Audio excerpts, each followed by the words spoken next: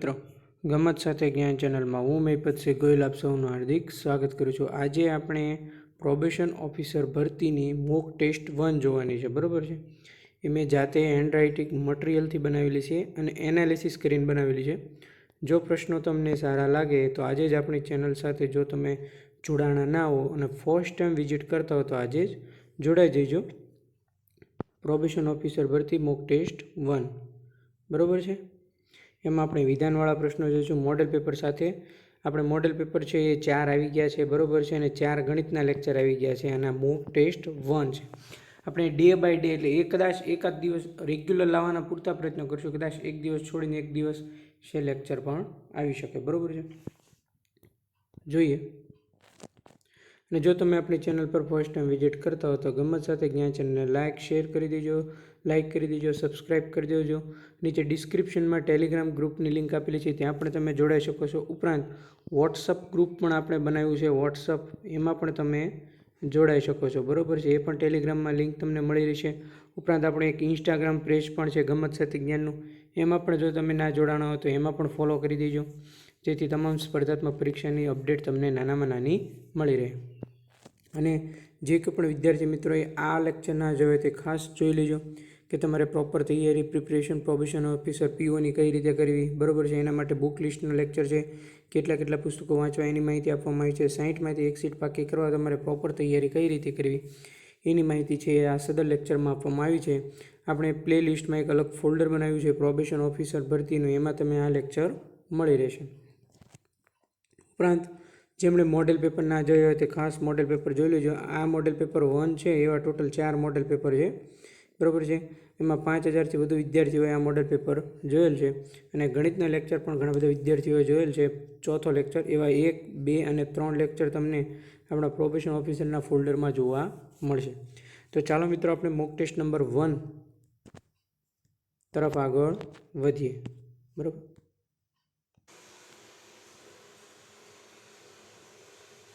જોઈએ મિત્રો, પ્રશ્ન નંબર 1, બાળ લગ્ન પ્રતિબંધક અધિનિયમ 2006 ક્યારે પ્રસિદ્ધ કરવામાં આવ્યો? આવું જ્યારે તમને પરીક્ષામાં પૂછે તો અહીંયા મિત્રો તમારો રાઈટ આન્સર આવશે 10 જાન્યુઆરી 2007ના રોજ, એટલે કે સી તમારો રાઈટ આન્સર છે।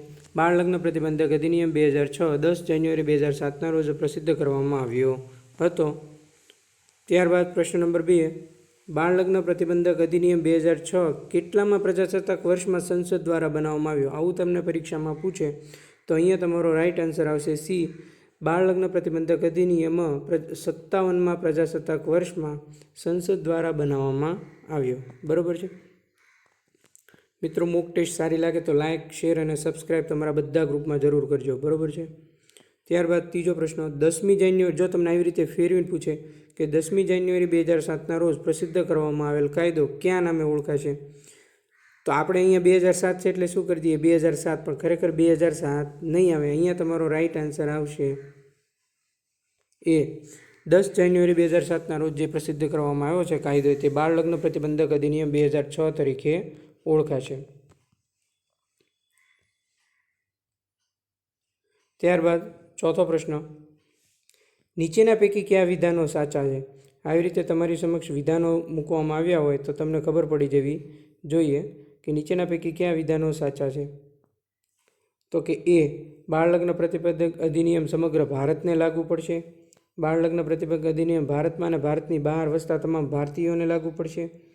સી, આ અધિનિયમ પોંડિચેરી કેન્દ્ર વિસ્તારના વિસ્થાપિતોને લાગુ પડશે કે એક પણ નહીં? જો આવો પ્રશ્ન હોય અને તમારી સમક્ષ આવા ઓપ્શન આપેલા હોય તો તમારે મૂંઝાવાનું નહીં। જેમને ડીપમાં વાંચ્યું છે ને ખબર પડશે એ વાક્ય છે ને એમાં કંઈક ખૂટે છે। સમગ્ર ભારતને લાગુ પડશે પણ કોને બાદ કરતા એ એમાં ઉલ્લેખ કરેલો નથી, એટલે આ વિધાન ખોટું છે। પછી બાળ લગ્ન પ્રતિબંધક અધિનિયમ છે ભારતમાં અને ભારતની બહાર વસતા તમામ ભારતીય નાગરિકોને લાગુ પડશે, રાઈટ।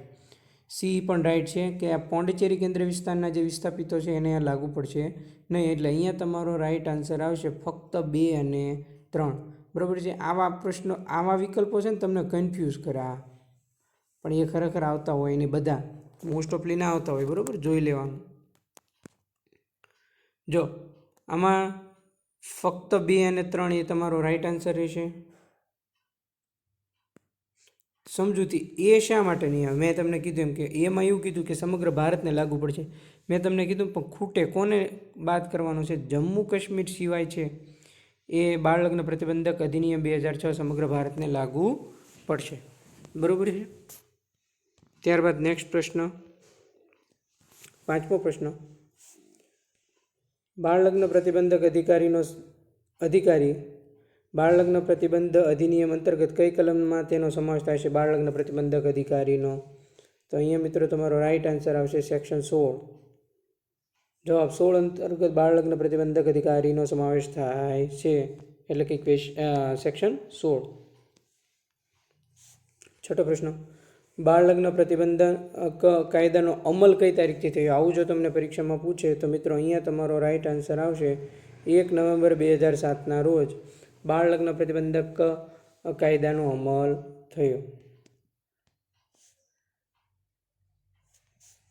7મો પ્રશ્ન. બાળ લગ્ન પ્રતિબંધક એક્ટ અંતર્ગત સ્ત્રી બાળક એટલે ખાલી જગ્યા અને પુરુષ બાળક એટલે ખાલી જગ્યાની નીચેની ઉંમર. બાળ લગ્ન પ્રતિબંધક એક્ટ 2006 અંતર્ગત વ્યાખ્યા સ્ત્રી બાળકની શું આપવામાં આવી છે? પુરુષ બાળકની વ્યાખ્યા શું આપવામાં આવી છે? બરાબર છે. તો મિત્રો અહીંયા તમારો રાઈટ આન્સર આવશે એ.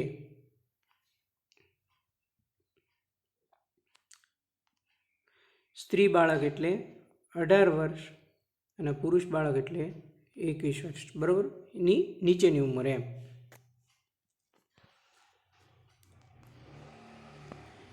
જવાબ એ સ્ત્રી બાળક એટલે 18 વર્ષ અને પુરુષ બાળક એટલે 21 વર્ષ. 8મો પ્રશ્ન. બાળ લગ્ન પ્રતિબંધ એક્ટ 2006 આવતા જૂનો કયો કાયદો રદ થયો? બરાબર છે. તો મિત્રો અહીંયા તમારો રાઈટ આન્સર આવશે એ. બાળ લગ્ન પ્રતિબંધક એક્ટ 2006 આવતા જૂનો બાળ લગ્ન પ્રતિબંધક કાયદો 1929 છે એ રદ થયો. બરાબર.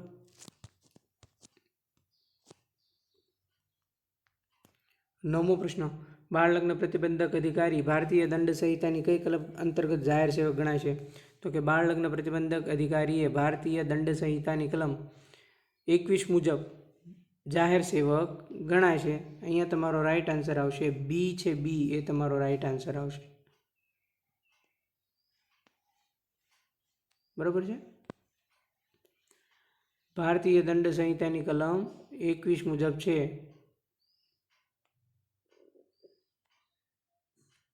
એ બાળ લગ્ન પ્રતિબંધક અધિકારી છે એ જાહેર સેવક ગણાશે.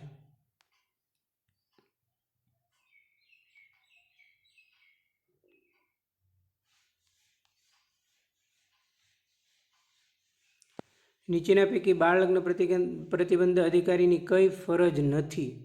આમાં તમને ફરજ પૂછી છે. બરાબર, એમાં કઈ નથી. એ યોગ્ય લાગે તે પ્રકારના તમામ પગલાં લઈ બાળ લગ્ન થતાં અટકાવવા. એ તો જોઈને જ ખબર પડી જાય કે આ રાઈટ છે. બી. આ કાયદાની જોગવાઈનો ભંગ કરનાર વ્યક્તિઓ સામે અસરકારક કાનૂની કાર્યવાહી ચલાવવા, પુરાવા એકત્ર કરવા. આ પણ રાઈટ છે. વ્યક્તિગત કિસ્સાઓમાં સલાહ સૂચન આપવી, અન્યથા વિસ્તારના લોકોને સામાન્ય પ્રકારે બાળ લગ્નને પ્રોત્સાહન ન આપવા તથા બાળ લગ્ન થવા ન દેવા પરામર્શ કરવો. આ પણ રાઈટ છે. ડી. બાળ લગ્નની ખરાબ અસરો અંગે જાગૃતિ કેળવવી નહીં. આ ખોટું છે. બરાબર છે. અહીંયા જાગૃતિ કેળવી આવે, કેળવી નહીં આવે. નહીં શબ્દ છે એટલે આખું વાક્ય નીકળી ગયું. હવે છેલ્લે તમને આપેલ તમામ આપ્યું તો તમે નહીં તો જોવો જ નહીં એટલે કરી નાખો આપેલ તમામ. પણ એ તમારે ખાસ આખું વાક્ય વાંચીને એનું પરામર્શ કરવાનું છે, વિચાર વિનિમય કરવાનો છે કે આ ખરેખર આવે કે ના આવે. તો નીચેના પૈકી બાળ લગ્ન પ્રતિબંધિત અધિકારીમાં ડી એ એમની ફરજ નહીં આવે, બાકી એ બી સી ત્રણેય એમની ફરજ છે.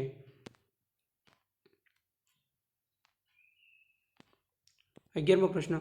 જો 18 વર્ષથી વધારે વય ધરાવતી પુરુષ વ્યક્તિ બાળ લગ્ન કરે તો કેટલી સજા થાય? બરાબર છે. તો મિત્રો અહીંયા તમારો રાઈટ આન્સર આવશે સી છે. સી એ તમારો રાઈટ આન્સર છે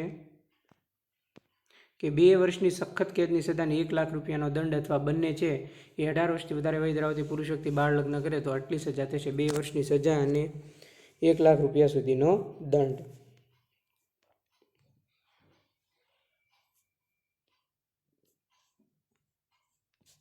બારમો પ્રશ્ન. બાળ લગ્ન પ્રતિબંધક અધિનિયમ 2006 નીચેના પૈકી ક્યાં રાજ્ય સિવાય સમગ્ર ભારતને લાગુ પડશે? આપણે આગળ જોઈ ગયા તેમ. બરાબર છે. જમ્મુ કાશ્મીર છે એ સિવાય સમગ્ર ભારતને લાગુ પડશે. આ મેં પોઈન્ટ ટુ પોઈન્ટ લઈ લીધું, બરાબર. સમગ્ર ભારતને પણ કોને બાદ કરતા? તો કે જમ્મુ કાશ્મીરને બાદ કરતા. જો તમને આમ પ્રશ્ન પૂછે કે બાળ લગ્ન પ્રતિબંધક અધિનિયમ 2006 નીચેના પૈકી ક્યાં કેન્દ્રશાસિત પ્રદેશના વિસ્થાપીને લાગુ પડશે નહીં? બરાબર છે. તો અહીંયા મિત્રો જવાબ તમારો આવશે પોંડિચેરી સિવાય પોંડિચેરી નામના કેન્દ્રશાસિત પ્રદેશના વિસ્થાપિતોને લાગુ પડશે નહીં. આપણા કેન્દ્રશાસિત પ્રદેશ કેટલા છે એની તમારે જો આખો લેક્ચર જોતા હશો તો મને ખબર પડી જશે કે વિદ્યાર્થીઓએ આખો લેક્ચર જોયેલ છે. આપણા કેન્દ્રશાસિત પ્રદેશ કેટલા છે એની કોમેન્ટ કરવાની છે, ટોટલ સંખ્યા, બરાબર. અને જો ડીપમાં આવડતું હોય તો કયા કયા એ પણ તમારે લખવાના છે.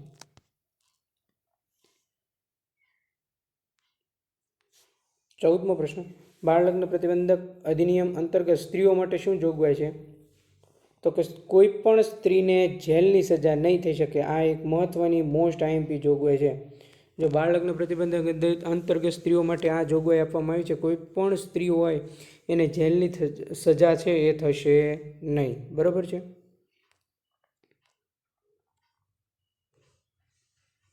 પ્રશ્ન નંબર 15 જોઈએ.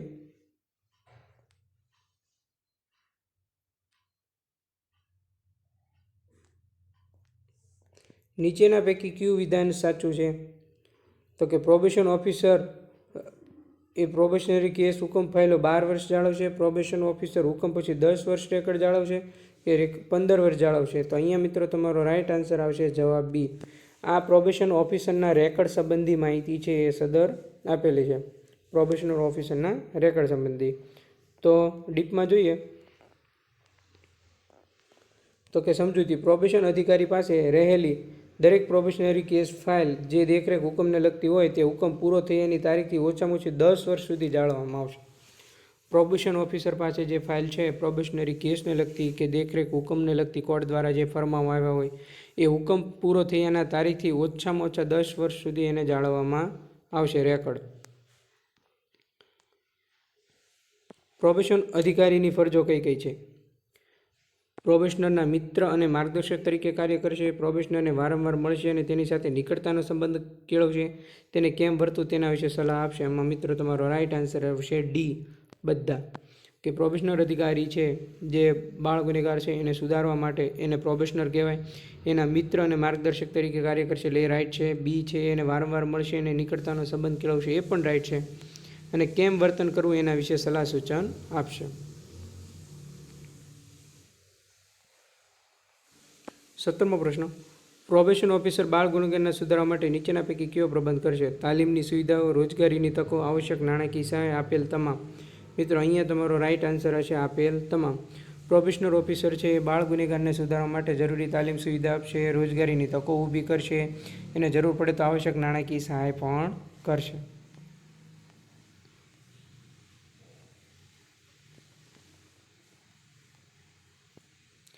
દરેક પ્રોબેશન અધિકારીની કચેરીમાં કઈ એક બુક રાખવી જોઈએ જેથી જિલ્લા મેજિસ્ટ્રેટ પોતાના મંતવ્યો લખી શકે? તો મિત્રો અહીંયા તમારો જવાબ આવશે તપાસણી બુક, એટલે કે જવાબ સી. દરેક પ્રોબેશન અધિકારીની કચેરીમાં એક તપાસણી બુક હોય છે જેમાં જિલ્લા મેજિસ્ટ્રેટ પોતાના મંતવ્યો એમાં લખી શકે, બરાબર. તપાસણી બુક ખાસ યાદ રાખજો.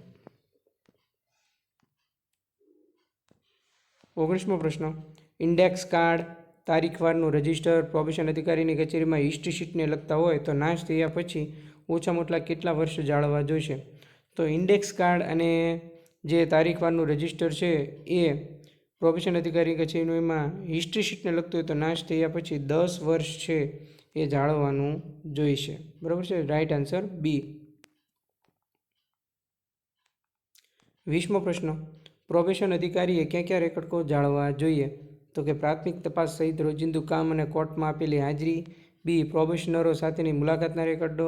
સી, કોર્ટોએ સાદર કરેલી પ્રાથમિક તપાસના તમામ રિપોર્ટની નકલ. કે ડી, આપેલ તમામ. અહીંયા તમારો રાઈટ આન્સર આવશે ડી, આપેલ તમામ. કે પ્રોબેશન અધિકારીએ છે એ પ્રાથમિક તપાસ સહિતના જે રોજિંદા કામ હોય અને કોર્ટમાં કેટલી હાજરી આપેલી છે કઈ કઈ તારીખે એનું એક રજિસ્ટર નિભાવવાનું પડશે. ઉપરાંત પ્રોબેશનરો એટલે કે જે બાળ ગુનેગારો સાથે એમણે કેટલી મુલાકાતો કરી એનું એક ફાઇલ રેકર્ડ છે એમ પણ જાળવવાનું રહેશે. અને કોર્ટોએ કેટલી પ્રાથમિક તપાસ સોંપી છે એના તમામ રિપોર્ટની નકલ છે એ પ્રોબેશન અધિકારીએ રેકર્ડ જાળવવામાં રહેશે, રેકર્ડની જાળવણી કરવાની રહેશે, બરાબર છે. તો મિત્રો કેવો લાગ્યો લેક્ચર? આ હતી આપણી પ્રથમ મોક ટેસ્ટ, બરાબર છે. એમાં આપણે કાયદાને લગતા પ્રશ્નો લાવ્યા. આ 20-25 માર્કની મોસ્ટ ઓફલી 50 જેવી મોક ટેસ્ટ આવશે, બરાબર છે. એટલે 50 મોક ટેસ્ટ આવે મિત્રો, એટલે તમારા કેટલા પ્રશ્નો થઈ ગયા વિચાર કરો તમે, બરાબર છે. એટલે 500 ઉપર પ્રશ્નો તમારા છે એ હું ક્લિયર કરી દઈશ, બરાબર છે.